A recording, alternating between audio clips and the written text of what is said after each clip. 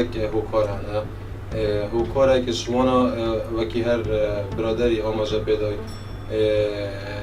هاتنا زوریا ترۆمبێدان و هەروەسان هەبوونا gelek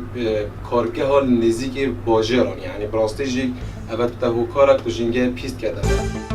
Hikûmet û hawlatî dibê hawkarî yektirî bin bi rastî yani hikûmet bi tenya hiçî pê nakiriye megem hawlatî hawkarî hikûmet nebê û hikûmetîş yarmetî derê xelek nebê hetman û jîngê bi paçî namîne. پاراستنی ژینگە هەرچێکی نیشتیمانی و ئەخلاقیە ئێمە نابێ هەموو شتێک بخەینە ئەستۆی حکومت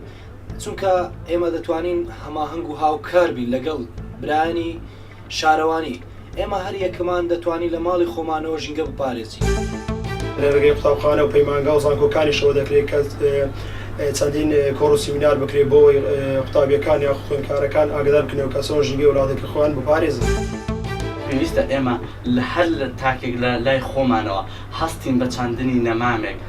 و هەروەها ژینگەی کوردستانیش هەر بە ئێمە ومانان دەپارێزێت کە ئەو پاشماوەی ئێمە فرێ نەدەینە سەر شوێنە گشتەکان.